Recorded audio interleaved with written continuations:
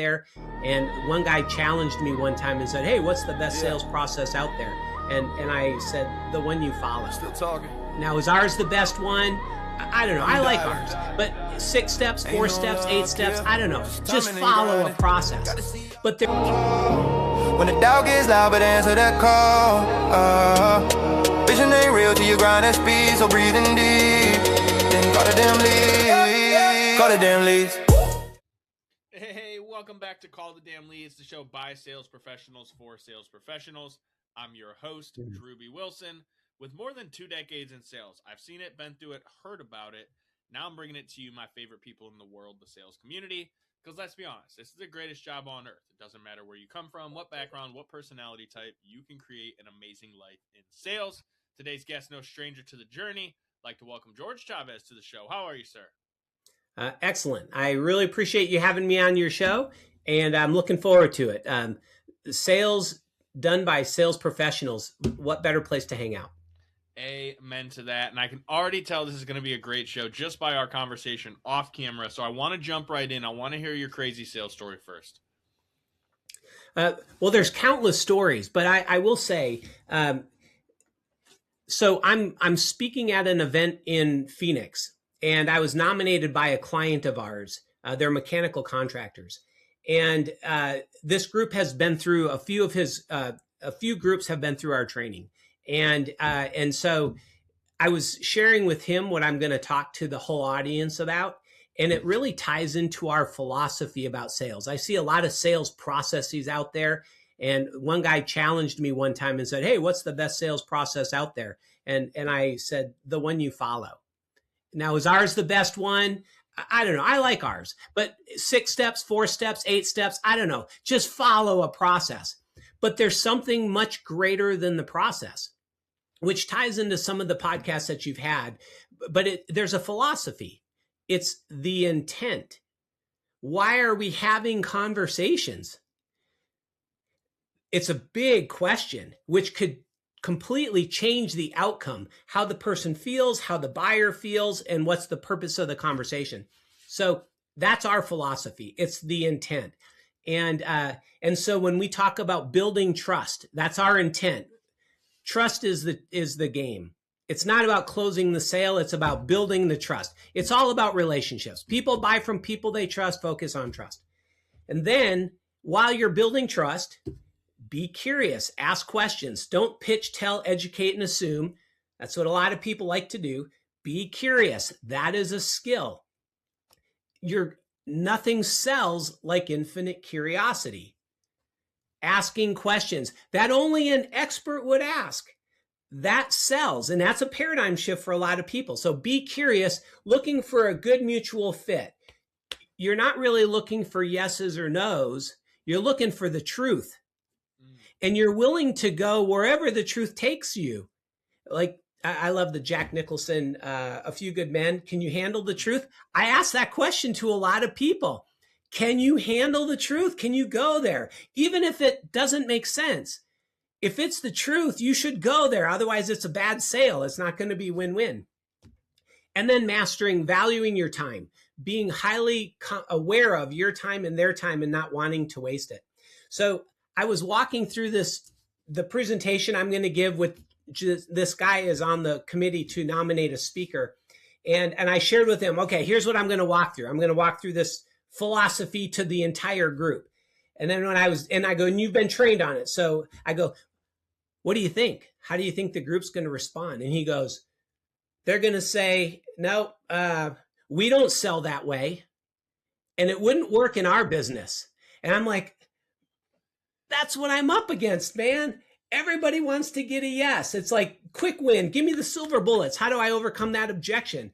And I'm thinking, why do you give people stuff to object to? That's bad selling, right? And so it's a whole paradigm shift. So basically I said, well, as soon as they say it won't work in our industry, I'm going to call you and say, hey, you've been doing this for a while. You nominated me, and what you tell me your story. How come this works in your industry? So I got a little credibility there, but at any rate, countless times though, in the story, you ask for a story. That is an example of what we run into every single day. The whole concept of the trust. Everybody thinks, yeah, trust. Yeah, right. We got trust. That's important. But when you start digging deeper, well, how do you build trust? Well, I'm just good at it. People just trust me. Yeah, but why do they trust you? It's like, how do we train people to build trust with people? And how important is it really? Does the leadership send a different message about that? Is it really about transactions and numbers, or is it really about relationships and quality conversations, trusting conversations? It's usually a mixed message. It's a big thing, but people, it's almost check the box, but it's a big thing. It's the handling and accepting the word no. That's such a tough thing, and I've been working on it. I've been doing this for 15 years, and it's taken years to really fine tune what no means when we say go for the no in sales. What does that really mean? And the blessing that we get working with so many different companies is that they find a way to put it in words that make sense as they understand it. And most recently, one company, the owner and the head of sales shared, they said, no, for them, we had to get our guys to realize we're not trying to not sell stuff. We're really comfortable. We want the truth, and no could be the right answer. But when you allow that to be a possibility, that it may not be a good mutual fit, what they're really doing is they're valuing their time and they're looking for their ideal clients. They're giving their sales team permission to look for their ideal clients. They don't have to just do a proposal because someone asked for it. They have the right to ask some questions and figure out if it's a kind of client that they want to work with. And so it was their way of describing, this is what going for the no means. It means your time's valuable and you can qualify them or disqualify them. And that's completely acceptable from leadership. You don't have to convince people to buy. You help them discover it makes sense. And once the leadership bought in, and then the people started to understanding what it meant and how they can actually value their time and challenge buyers and ask tough questions and no could be okay, it just radically changed their entire approach and thinking about sales. Like, this is great.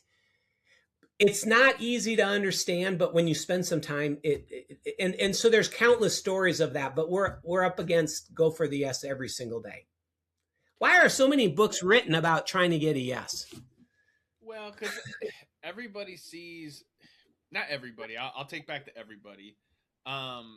We're trained and ingrained from a young age to win. And maybe that's not totally true for every generation these days, but like most of us old timers, we were brought up on the idea we're in it to win it. And so what I think most people have maybe mistaken or misunderstood about winning is that it is not just winning today, it is winning for the long term.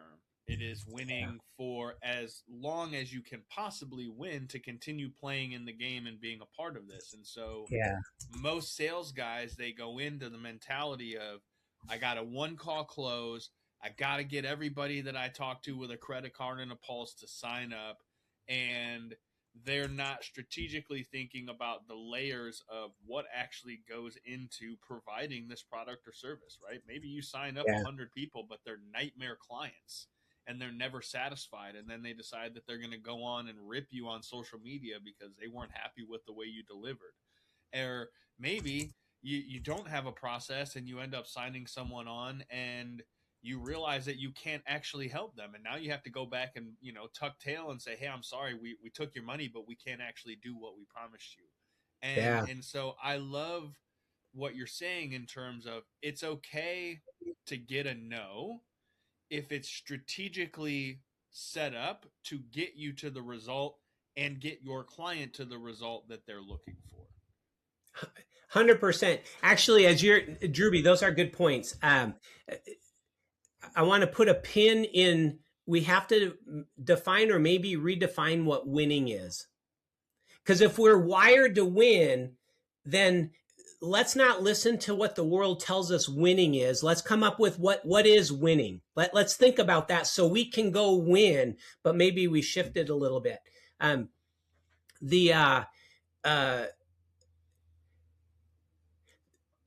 we think about, what is winning? Can we agree people buy from people they trust? Yeah, absolutely. I think that's a pretty standard. Okay. And there's a client. It's funny. Another good story. This guy, I love this guy. He a year of training, and he understood being a truth seeker and getting the truth. It could be a yes, could be a no. Just ask questions. And he goes, George, I got to tell you, man, I understand the training. I get what you're teaching, and I'm on board. He goes, but I got to tell you, in the heat of the moment, if the deal is slipping away, I'm going for the yes. I'm like, oh my gosh. I go, this is what I'm up against. I said, okay. I go, you got to help me out here. I go, I need to think through this with you. I go, let's think out loud and create. Let's put something on paper. I said, I want to write down all the benefits of going for the yes. Because you just said it. Deep in your soul, you believe going for the yes is going to get you more sales. If you didn't believe that, you wouldn't do that. You believe it. And it's deep, deep, deep. And I'm hitting the surface stuff. I'm working with your brain, but not your heart. So I need to understand this. So let's write down all the benefits of going for the yes. And we came up with a whole list. Hey, it's easier. Be a people pleaser. Answer all questions when asked. Be the expert. Path of least resistance. You don't have to get trained on asking good and tough questions. You just get to do whatever they say. When they say jump, you say how high. When they want a proposal on Friday, send it on Thursday. And and supposedly this is the better way to sell. And so we listed all of these benefits. And I'm like, wow, I can see why it's so compelling to be a people pleaser and just answer all the questions when asked. And I get it. Asking a hard, uncomfortable question or hearing the word no is hard. And so I can see why people do it. And I go, okay, now it's a good list. Let's write down all the risks of going for the yes. And Drewbie, they were what you said, selling to the wrong clients, being dissatisfied later, unprofitable work. And then what happens is it's because you didn't qualify. There weren't enough qualifying questions asked. We got to the yes too quickly. And so we sold the wrong service to the wrong person. And, or let's go further, that we spent all this time, invested all this time educating, doing demos, putting together proposals, only to find out, hey, we're not talking to the decision maker. Hey, they're not going to be making a decision or doing this till next year. Or, hey, they got 3 more companies to talk to. And so you start thinking, and then you get a no, but after you've invested enormous amounts of time. So go get some time back. Sell to the right clients. Get trained on asking the questions and disqualify people. You'll get time back. Well, first, can we agree on that? Makes sense? No, yeah, absolutely. I mean, 100%. I think at the end of the day, this is one of the things. I had a mentor who would always say, methods are many, principles are few. Methods may vary, but principles never do. And so it comes back to, I don't remember. I think he got it from somebody, anyway, so it's a fantastic quote, because at the end of the day, there are lots of different ways to make sales. As we said, you can go for yes, you can go for no, you can go for maybe if that's what you want to do. Like there's no right or wrong way necessarily, because every single person has a different process for how they make decisions and how they make purchases. And so one of the things I've had to work with my clients on over the years is understanding that, hey man, you can literally go into a conversation with a prospect and do every single thing right. You can have the best rapport. You can ask all the right questions. You can do every single thing that gets right up to the point where they should be able to say, this is a no-brainer. Let's do this. But if that person internally is wired to have two different opinions about something before they make a decision, and your opinion number one, I'm sorry, but there's no amount of pressure that you can put on this person to buy that's going to make them buy. And if you do get them to, the amount of buyer's remorse and regret and it's just hard. Yeah. And so this is why in sales, you have to be able to pick up and keep moving forward when you have those situations, right? When you run into a client that's like, man, I did everything right. I asked all the questions. I hit my points. They said yes all the times. They said no when they were supposed to, but they didn't buy. Like, what the heck is going on? And so the mindset and the confidence part, being able to take that and go into the next call and have the same level of energy and the same excitement and the same passion, that is not something that is easily done for most people. Yeah. How did you handle that in your sales career, and how do you help others kind of figure that out as you do now? Yeah. Beautiful. So there's a couple things that you just shared about that, about the way people buy. There's a couple things. First, we use these objective sales evaluations. They're written from the ground up for sales. And one of the findings that they learn about people, about their sales potential, is being rejection proof, meaning you don't take rejection personally. So some people take it and taking it personally. What happens is when they hear a no, or what you just described, they did everything right and they got a no, they go into this funk. And it's, and then they wouldn't call anyone or pick up the phone for a couple hours or a day, licking their wounds, trying to build themselves back up. So professional salespeople, hey man, it rolls right off their back. You're either winning sales or you're learning. If you're not winning or learning from it, like, what could I have done better? So being aware of how people sell and how they feel about rejection. So in terms of how to handle that, one thing that we talk a lot about is people buy for their reasons, not ours. There's limiting beliefs that salespeople have. I need to tell people why they should buy, and I need to tell people how they should buy. That's what they believe. They've been trained that way. I need to control the process. I need to tell them where they're at. Otherwise, I'm not powerful and strong and dominant. It's like, no, you need to be present. You need to be curious. And people don't like to be told what to do. I don't like it. I don't know if you like it. Any married person doesn't like it. So kids don't even like it. So at any rate, so the thought process, people all buy for their reasons, not ours. So we need to stop thinking and putting ourselves like they're doing it for us, or why a million other people might have done it. Don't assume they're the same. So we have to ask questions. And in that situation, let's say I've done everything right. Here's a question. Where do you land on this? In order to be successful in sales, you have to ask for the order. True or false? I mean, objectively false, but I mean, you could pick that apart 100 different ways. So I'm going to say false is my answer, but I want you to expand on that for a second. Yes. Okay. Because it ties into this point. You're correct in the way you're thinking about it. It is false. And a lot of times most people will say it's true. ABC, always be closing. We're like, no, ABC should be always be curious.